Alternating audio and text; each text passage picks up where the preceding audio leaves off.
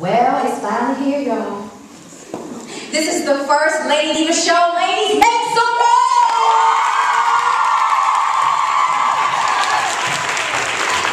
Today on our show, we're going to be talking about raw beauty. You know what raw beauty is. Anybody? Anyone? Crickets. You know why? Because in society today, so many people tell us that we got to have MAC makeup, Remy number 14, lashes. I ain't lying, I got some today. I have sold my soul to the devil of beauty. But we're going to talk about raw beauty today because I think that it's something that needs to be discussed. Beauty comes in so many different forms. And we've subscribed to this idea that to be beautiful is to be perfect. But I'm learning that what makes us beautiful are our imperfections. And more importantly, what makes us beautiful is the journey that God has ordained for us to take. And a lot of our journeys have not been fabulous. Have they? No. No, child. Our journeys have not been fabulous. I did not have a fabulous journey to this point where I bought a camera off of eBay and decided to have a talk show. No. I did not have a fabulous journey, but I thank God for the journey that we have and that I've had, and that's what makes me beautiful. Can all my raw, beautiful ladies in the audience make some noise?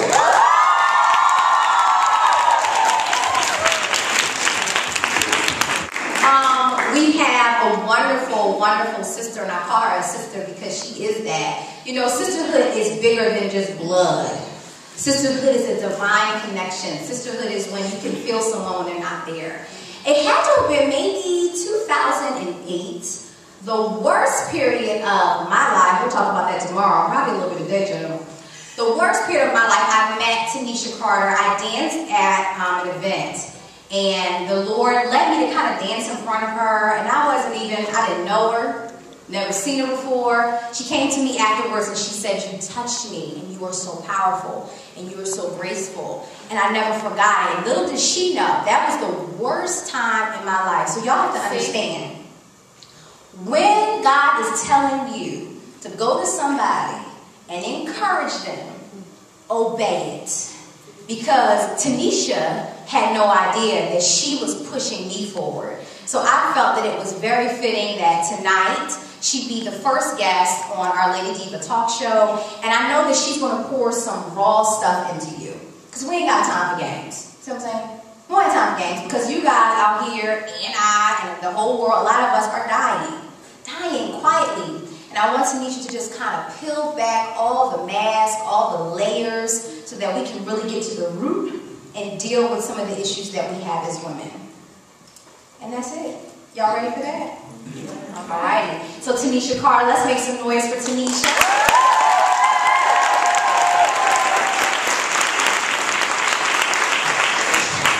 Thank you for such fabulous introduction. Because you're fabulous. You're just, it's out of control. Thank you. It is.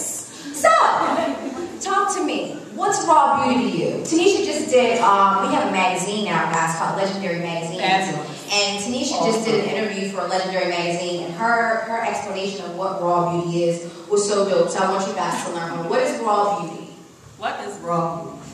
Well, it's something that we all encompass, but unfortunately in today's times, we're unaware of it. You know, it's something that is so easily seen and noticed, but it's so hard to grasp and get to. And again, it's because of the world in which we live in today. You know, it teaches us to hide all of our imperfections. It teaches us to hate ourselves. It teaches us that lighter is better, and then next week darker is better, and then, you know, 2 weeks from then, who knows what's better, you know? And beauty is... pause right there. Anybody here grow up thinking that if you was light-skinned with green eyes and long hair, that made you cute?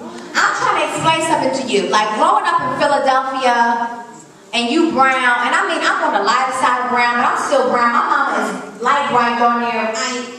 So when I grew up looking at her with green eyes, I used to say like, dang, I'm not, you know, I don't meet it. You know, I'm not pretty. So I did a whole lot of stuff to meet this standard of beauty. Whether it meant putting weave in my hair, whether it meant sleeping with somebody who preferred long hair, big butt, light skin women. We do a lot of stuff and we subscribe to that. So, Tanisha, tell us about your journey towards accepting raw beauty. As I mentioned in my article, I'm 29 and I'm still on this road of finding out what true beauty is for myself. And my journey began at around the age of 6 months old. I was burned in a house fire. I sustained 3rd, 4th, and 5th degree burns, which are like the worst that you can endure. Over about 89% of my body, and that's just kind of what I've been told. So I don't know if it's more, if it's less. As you can see, it resulted in facial disfiguration, as well as with my hands. On my left hand, I lost all 5 fingers. On my right, they're deformed. My heart stopped twice when I was in the hospital, so I literally died twice. And it was just during that time. I mean, I was 6 months. I was not supposed to survive that. What 6-month-year-old, or not even year-old, but baby can endure such horrific, just injuries. And so my heart stopped twice, but I remember my mother's telling me that God gave her the strength that, she needed to carry me and to raise me. And little do my mother knows, it's seeing how she raised me and how she just had this unspeakable courage and confidence while out in the street, okay? She would tell you in your face, and I wish you would say something, okay? You would feel the wrath of her, okay? And it was just seeing that throughout my life, but more so, her not treating me as though anything had happened to me. And I think that that was the best thing, the best gift that she could ever have given me. Because I grew up with that sense of confidence, And of course, as I got to the age of beginning to recognize what I looked like, first of all, I didn't even realize I was different.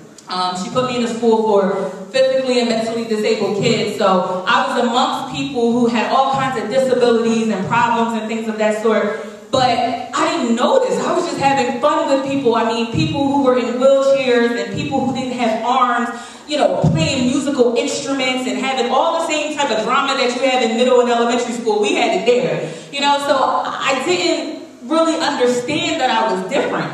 Probably up until maybe like 8, 9 or so, when the teasing started and things of that sort, I started to notice, wow, okay, I physically look different. And growing up even after that, or so, watching television, television is such a powerful tool. Wow. It's such a powerful tool, and we don't even know how engulfed we become and how influenced we are by it, And so with that being said, I never saw anyone who looked like me on television, in magazines. There was none of that. None of it. And then being out in public, which hurts my heart to say, but growing up in a predominantly black environment, it was the most difficult. Because sometimes, what I've experienced based upon my experience, the attention and the negativity that I got, it was horrific. I was made to feel what I guess I looked like. People would say, you look like Freddy Krueger, this and that, and all of those messages I took, and I just was like, I'm a freak. Regardless of what I was being told by my mother, who would always encourage me, tell me you're beautiful regardless, I didn't see that. So I developed a self-complex of looking in mirrors. I would never look at them. I would duck them. I would just start to tell myself, you're ugly. I hate myself. That's why I have no friends. Who wants to be friends with me? And that just began to perpetuate just this horrible self-image that I had of myself. So, thank you for your honesty. But I know for a lot of us, whether we've had burns on 89% of our body or not, we may have felt that way.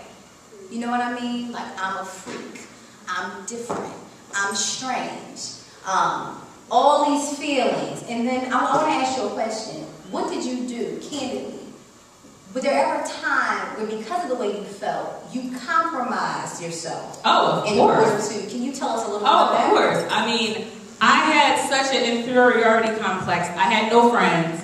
It was always hard for me, so my idea of meeting people was to be overly nice, to be overly compensated. As I got older, talking about boys, you know, I would buy men stuff. You know, I would compliment all my pretty friends. Oh, you're so beautiful, this, and this. Basically being their shadow just for them to like me. And them treating me like trash right in front of my face. You know, talking to, you know, or making comments that would hurt my feelings, but I would never say anything because I'm like, this is the only friend I have. So, you know, I have to do what I need to do to be accepted. I have to do what I need to do to be nice. And I remember someone always telling me, well, because of the way you look, you always want to make sure you're, you know, you always want to make sure you're a really nice person. And that kind of grew into, I don't know. Among many things that have been said. I mean, I remember being friends with a girl who this guy told her, because you are beautiful, you will get any and everything that you want in life. And so standing beside that person, I'm like, oh, wow, what does that mean for me? You know, I'm just destined for the worst. And so again, I internalized that, and then I just was just like, became obsessed with looking at women and saying, oh my goodness, the work was being done in me. God was using me. He was helping me. I was getting to the point that I needed to do. And, you know, these ignorant females who was ready to kill them, slit their wrists because a guy broke up with them. I said, I just couldn't fathom it. People dealing with depression and loneliness the same way I felt, but there was nothing physically wrong with them. So as I experienced these situations, I just was like, wow, I really am blessed. I'm blessed that I wear my scars when they're outside because, okay, that's the obvious. People are going to see that it's exposed, it's out in the open. But I know who I am on the inside, and I began to realize it's better to be that way because any of us can walk around with scars internally and no one will ever know. But those are the ones that will eat us up alive.